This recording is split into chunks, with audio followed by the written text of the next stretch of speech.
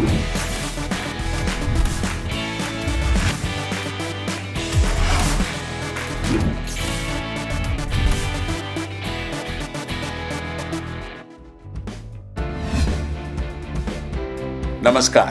खेलों में खास में आप सभी का स्वागत है। मैं हूं संजय बैनर्जी। शुरुआत सुर्खियों के साथ। भारत और ऑस्ट्रेलिया के बीच एडिलेड टेस्ट आज से। भारतीय टीम 4 स्पेशलिस्ट बॉलर्स के साथ खेलेगी। वेस्टइंडीज की टीम अगले महीने बांग्लादेश का दौरा करेगी। एटी के मोहन बागान ने एफसी गोवा को हराया। और आईएसएल में आज भिड़ेंगे ओडिशा और बेंगलुरु। भारत और ऑस्ट्रेलिया के बीच 4 मैचों की टेस्ट सीरीज की शुरुआत आज से एडिलेड ओवल में डे नाइट मैच के साथ हो रही है। भारत के लिए यह प्रारूप अपेक्षाकृत नया है और इससे पहले भारत ने कोलकाता में इकलौता डे नाइट मुकाबला बांग्लादेश के खिलाफ खेला था।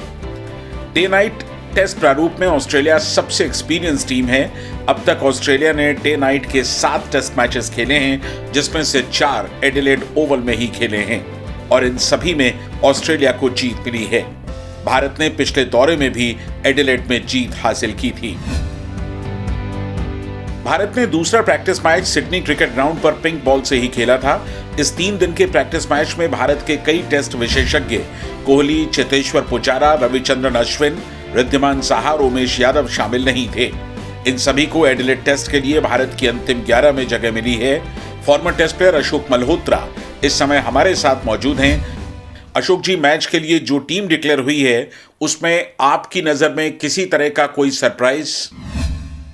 मेरे सबसे बड़ा सरप्राइज पृथ्वी शॉ का, क्योंकि शुभमन गिल बहुत बेहतर क्रिकेट खेल रहे थे। और मेरे लिए दूसरा सरप्राइज है कि केएल राहुल इस टीम का हिस्सा क्यों नहीं, क्योंकि केएल राहुल के आने से मजबूती प्रदान होती, क्योंकि उनके पास अंतर्राष्ट्रीय क्रिकेट का अनुभव था, उनके पास अंतर्राष्ट्रीय क्रिकेट में बेहतर प्रदर्शन करने का अनुभव था। जबकि पृथ्वी शॉ का ट्रैक रिकॉर्ड है पिछले कुछ समय से काफी साधारण, जबकि शुभमन गिल ने बहुत बढ़िया बल्लेबाजी की है। मेरे लिए अगर 2 बदलाव इस टीम में हो सकते हैं तो पृथ्वी शॉ और हनुमा विहारी की बजाय शुभमन गिल और केएल राहुल। मयंक अग्रवाल और पृथ्वी शॉ टीम के ओपनर होंगे। ईशांत शर्मा की गैर मौजूदगी में उमेश यादव तीसरे पेसर होंगे। टीम में 4 स्पेशलिस्ट बॉलर हैं। शमी, बुमराह और उमेश पेस डिपार्टमेंट संभालेंगे, जबकि रविचंद्रन अश्विन अंतिम 11 में अकेले स्पिनर हैं। हालांकि उनका साथ हनुमा विहारी दे सकते हैं। मिडिल ऑर्डर में चेतेश्वर पुजारा, विराट कोहली और अजिंक्य रहाणे होंगे। हनुमा विहारी 6 और रिद्धिमान साहा को 7 नंबर पर बैटिंग का मौका मिल सकता है। विकेटकीपर के तौर पर रिद्धिमान साहा को ऋषभ पंत पर तरजीह दी गई है। अशोक जी, 2 एरिया ऑफ कंसर्न हैं, 4 स्पेशलिस्ट बॉलर्स और 1 स्पिनर के साथ उतरना। फिर मयंक अग्रवाल के साथ पारी की शुरुआत के लिए पृथ्वी शॉ को चुना गया है। शॉ दोनों प्रैक्टिस मैच में 4 पारियों में सिर्फ 62 रन ही बना पाए थे। वो इस साल की शुरुआत में न्यूजीलैंड में भी रन नहीं कर पाए और सिर्फ 1 अर्धशतक उन्होंने जमाया था।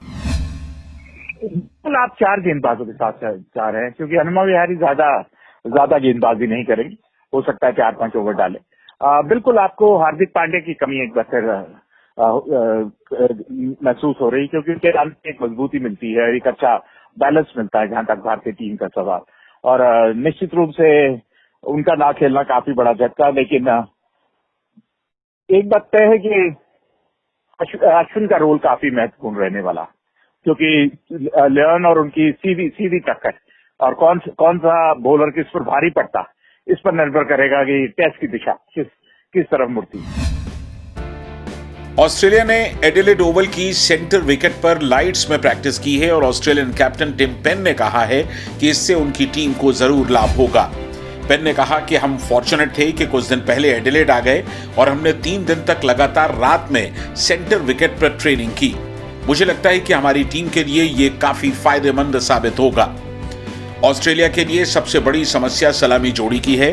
डेविड वार्नर के इंजर्ड होने के बाद विल पुकोस्की का विकल्प टीम के पास था, लेकिन वो युवा खिलाड़ी कंकशन के कारण पहले टेस्ट से बाहर हो गए हैं।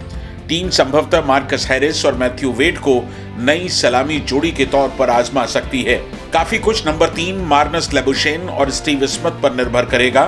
टीम की गेंदबाजी हालांकि टॉप क्लास की है। ऑलराउंडर कैमरून ग्रीन का खेलना तय है और उनके आने से रेगुलर बॉलर्स को बैकअप मिलेगा। साथ ही टीम का मिडिल ऑर्डर भी मजबूत होगा। ऑस्ट्रेलिया की जो सलामी जोड़ी है उसका अब तक फैसला नहीं हो सका है। हैरिस और मैथ्यू वेड आपकी नजर में शुरुआत करेंगे?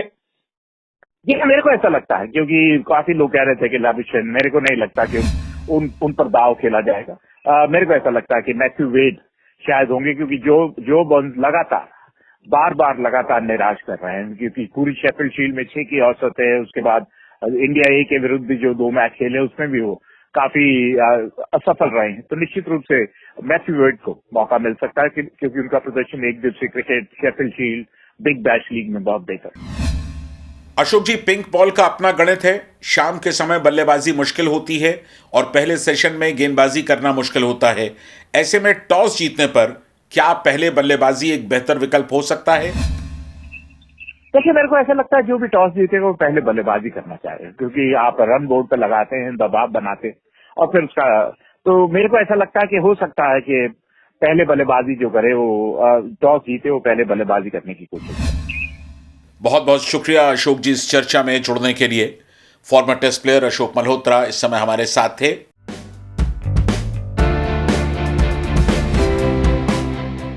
बारी स्टैट्स कॉर्नर की मोहम्मद इशाउद्दीन से जानते हैं कि किन आंकड़ों पर सबकी निगाहें होंगी।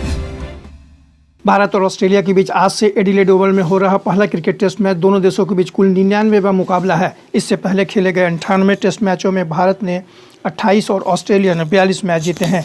एक टेस्ट मैच टाई और 27 मैच ड्रॉ रहे हैं। दोनों देशों के बीच हुई पिछली दोनों सीरीज पर भारत ने कब्जा जमाया है, लेकिन भारत ने सबसे आखिरी बार जो सीरीज खेली थी उसमें न्यूजीलैंड ने 2-0 से जीत दर्ज की थी। इसके विपरीत ऑस्ट्रेलिया ने अपनी पिछली दोनों सीरीज पाकिस्तान और न्यूजीलैंड के खिलाफ जीती है। कुल मिलाकर ऑस्ट्रेलिया ने पिछले 5 टेस्ट मैच लगातार जीते हैं। एडिलेड ओवल में होने वाला यह 79वां टेस्ट मैच होगा। इससे पहले ऑस्ट्रेलिया ने 78 में से 41 मैच जीते हैं, जबकि 18 में उसे हार का सामना करना पड़ा है। भारत ने एडिलेड में सिर्फ 2 टेस्ट मैच जीते हैं। 12 टेस्ट मैचों में उसे 7 में हार का सामना करना पड़ा है। एडिलेड का मैच डे नाइट हो रहा है। इससे पहले 14 डे नाइट टेस्ट मैच हो चुके हैं, जिसमें सभी में परिणाम निकले हैं। ऑस्ट्रेलिया ने जहां सभी 7 डे नाइट टेस्ट जीते हैं, वहीं भारत भी एकमात्र टेस्ट जीतने में सफल रहा है। एडिलेड में ऑस्ट्रेलिया ने डे नाइट के खेले सभी 4 टेस्ट मैच अपने नाम किए हैं। अजिंक्य रहाणे को ऑस्ट्रेलिया के खिलाफ 1000 टेस्ट रन पूरे करने के लिए 178 रन बनाने होंगे। ऐसा करने पर रहाणे 12वें भारतीय बल्लेबाज बन जाएंगे। उमेश यादव टेस्ट में 6 विकेट ले लेते हैं तो ऑस्ट्रेलिया के खिलाफ 50 विकेट लेने वाले 11वें भारतीय गेंदबाज बन जाएंगे। साथ ही उमेश को टेस्ट कैरियर में 150 विकेट पूरे करने के लिए सिर्फ 6 विकेट की ज़रूरत होगी। मोहम्मद शमी भी आज अपना 50वां टेस्ट मैच खेलेंगे। ऑस्ट्रेलिया के पैट कमिंस पहला विकेट लेते ही वर्ल्ड टेस्ट चैंपियनशिप में 50 विकेट लेने वाले सिर्फ दूसरे गेंदबाज बन जाएंगे। इंग्लैंड के स्टुअर्ट ब्रॉड ही 66 विकेट के साथ उनसे आगे हैं। जोश हेजलवुड 5 विकेट हासिल कर टेस्ट कैरियर में 200 विकेट पूरे कर सकते हैं। पहले वर्ल्ड टेस्ट चैंपियनशिप के फाइनल में पहुंचने के लिए भारत की मुश्किलें बढ़ती जा रही हैं। अगले साल खेले जाने वाले फाइनल के लिए न्यूजीलैंड ने वेस्टइंडीज को 2-0 से हराकर फाइनल की रेस में खुद को मजबूत कर दिया है। टीम इंडिया को अभी 2 सीरीज में कुल 8 मुकाबले खेलने हैं, जबकि न्यूजीलैंड को अंतिम टेस्ट सीरीज घर में पाकिस्तान के खिलाफ खेलनी है।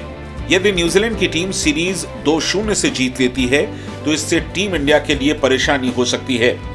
ऐसे में टीम इंडिया को टॉप 2 में जगह पक्की करने के लिए अब 8 में से कम 5 मुकाबले जीतने होंगे।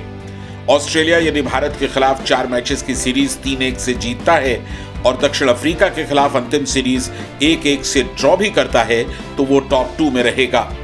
लेकिन सबसे ज्यादा नजर न्यूजीलैंड और पाकिस्तान के बीच 26 दिसंबर से शुरू होने वाली सीरीज पर होगी। वेस्टइंडीज की टीम अगले महीने बांग्लादेश का दौरा करेगी। क्रिकेट वेस्टइंडीज ने दौरे का शेड्यूल जारी कर दिया है। वेस्टइंडीज की टीम मेहमान टीम के खिलाफ 3 वनडे और 2 टेस्ट मैच की सीरीज खेलेगी। वेस्टइंडीज टीम 3 वनडे मैचेस की सीरीज की शुरुआत 20 जनवरी को ढाका से करेगी, जबकि वनडे सीरीज का फाइनल 25 जनवरी को चिटगांव में खेला जाएगा। वहीं 2 टेस्ट मैचेस की सीरीज का पहला मैच भी चिटगांव में 3 फरवरी से शुरू होगा, जिसका अंतिम टेस्ट मैच 11 फरवरी से ढाका में खेला जाएगा। कोरोना वायरस के बीच बांग्लादेश में किसी भी देश का ये पहला दौरा होगा। आईएसएल में कल खेले गए मुकाबले में एटी के मोहन बगान ने एफसी गोवा को इकलौते गोल से हरा दिया। एटी के मोहन बगान शुरुआती लगातार 3 मैचेस जीतने के बाद पिछले 2 में जीत दर्ज नहीं कर पाया था। इनमें से उसने एक ड्रॉ खेला, जबकि एक में शिकस्त झेलनी पड़ी। इस मुकाबले में निर्णायक गोल 85वें मिनट में पेनल्टी से रॉय कृष्णा ने किया। इस जीत के साथ ही एटी के मोहन बगान पॉइंट्स टैली में अब अपनी स्थिति मजबूत बना चुका है। अभिषेक झा की रिपोर्ट। इंडियन सुपर लीग में कल रात को मुकाबला खेला गया एटी के मोहन बगान वर्सेस एफसी गोवा के बीच में, और इस मैच में रॉय कृष्णा ने जो पेनल्टी के जरिए 85वें मिनट में गोल किया, उसकी मदद से एटी के मोहन बगान की टीम एफसी गोवा की टीम को 1-0 से हराने में सफल हो गई। और कुल मिलाकर अगर देखा जाए तो एटी के मोहन बगान का ये छठा मुकाबला था, जिसमें से ये उनकी चौथी जीत थी। एक ड्रॉ खेले हैं, एक मैच में उन्हें हार का सामना करना पड़ा है, और कुल मिलाकर 13 पॉइंट्स हैं अंक तालिका में। गोल डिफरेंस की वजह से वो नंबर 2 पोजीशन पर है। नंबर 1 पोजीशन पर फिलहाल मुंबई सिटी की टीम है। वहीं गोवा की टीम के लिए शुरुआत इस सीजन की अच्छी नहीं रही है, क्योंकि 6 मैचेस में सिर्फ 2 जीत, 2 ड्रॉ और 2 ये हार अब तक झेल चुकी है। दूसरा हार है, और कुल मिलाकर 8 अंक हैं, और वो छठे पायदान पर है। मुकाबले की बात करें तो पोजीशन शुरू से ही मेंटेन करके रखा था एफसी गोवा की टीम ने, लेकिन जिस तरीके से काउंटर अटैक करना चाहिए था, वो ठीक तरीके से फिनिशिंग थर्ड में आकर फिनिश नहीं कर पा रहे थे उनके स्ट्राइकर, जिसकी वजह से कई बार परेशानी हुई। मिडफील्ड में गेम को होल्ड करके रखा था एफसी गोवा की टीम ने, लेकिन फिर आखिरी में जाकर जो एक इन्फ्रिंजमेंट किया गया, उसका पूरा फायदा उठाया। रॉय कृष्णा को पेनल्टी मिली, और उन्होंने जैसे ही एटी के मोहन बगान को पेनल्टी मिली, रॉय कृष्णा जो उनके इनफॉर्म स्ट्राइकर हैं, उन्होंने उसे गोल में तब्दील कर दिया, और 1-0 की इंपॉर्टेंट जीत एटी के मोहन बगान की टीम ने हासिल कर लिया है। आईएसएल में आज ओडिशा एफसी का मुकाबला फॉर्मर चैंपियन बेंगलुरु एफसी के साथ होगा। यह मैच बोम्बोलिन के जीएमसी स्टेडियम में खेला जाएगा। ओडिशा एफसी को लीग में पहले 5 मैचेस के बाद पहली जीत की तलाश है, और अब तक वो सिर्फ एक ही ड्रॉ खेल सका है। टीम ने अब तक केवल 2 गोल किए हैं। ओडिशा का डिफेंस काम नहीं कर रहा, और टीम अब तक 7 गोल खा चुकी है। इनमें से उसने 4 गोल सेट पीस यानी कि 3 पेनल्टी से और 1 फ्री किक के जरिए खाया है। वहीं दूसरी ओर बेंगलुरु एफसी ने अब तक लीग में एक भी शिकस्त नहीं झेली। बेंगलुरु ने सेट पीस से कई गोल किए हैं।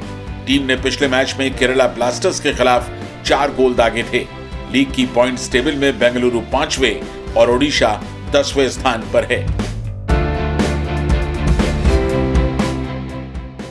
भारत सहित 5 देशों ने एशिया के सबसे बड़े फुटबॉल टूर्नामेंट की मेजबानी हासिल करने के लिए बोली लगाई है। भारत के अलावा कतर, ईरान, उज्बेकिस्तान और सऊदी अरब भी मेजबानी के दावेदारों में शामिल हैं। इस दौरान आयोजित प्रेस कॉन्फ्रेंस में ऑल इंडिया फुटबॉल फेडरेशन के प्रेसिडेंट प्रफुल्ल पटेल और स्पोर्ट्स मिनिस्टर किरण रिजिजू भी मौजूद थे। एएफसी एशियन कप 2027 की मेजबानी की बोली लगाने की आखिरी तारीख 18 दिसंबर है। एएफसी एशियन कप 2027 की मेजबानी हासिल करने वाले देश के नाम की घोषणा अगले साल की जाएगी।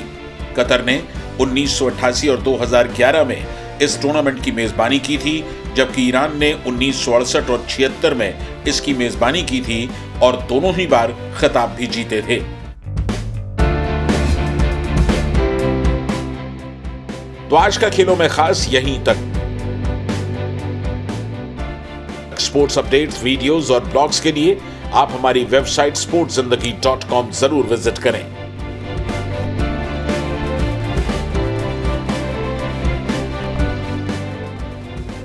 हमारी ईमेल आईडी है connect@sportszindagi.com। अपना ख्याल रखें और जुड़े रहें स्पोर्ट्स जिंदगी के साथ। नमस्कार।